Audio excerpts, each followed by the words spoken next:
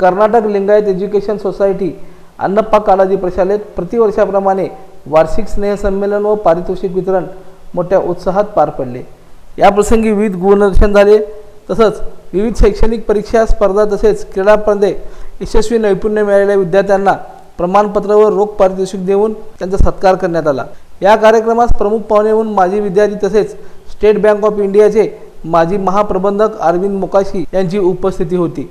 त्यांचा यथोचित सत्कार यावेळी करण्यात आला। आपण अन्नप्पा कालाजी प्रशालेत विद्यार्थी असतानाच्या आठवणी त्यांनी मोठ्या उत्साहात सांगितल्या। शालेय समितीचे अध्यक्ष सिंधुताई कालाजी यांनी अध्यक्ष मनोगतामध्ये विद्यार्थ्यांनी शिक्षण घेत असताना अभ्यास करून खेळात भाग घेऊन बक्षिसे मिळवावेत असं आवाहन केलं। कार्यक्रमाचं सूत्रसंचालन सहशिक्षिका गायत्री नकाते यांनी केलं। हा कार्यक्रम यशस्वीपणे पार पाडण्यासाठी शालेय समितीचे अध्यक्ष सिंधुताई कालाजी, माजी विद्यार्थिनी लक्ष्मी कालाजी पारशेट्टी, स्थानिक नियामक मंडळ सदस्य मल्लीनाथ विभूते, सुनीलजी रिक्के, प्रशालेचे मुख्याध्यापक अनिल पाटील, सुरेखा ममाने यांच्यासह पालक शिक्षक यांनी हा कार्यक्रम यशस्वीपणे पार पाडण्यासाठी परिश्रम घेतले।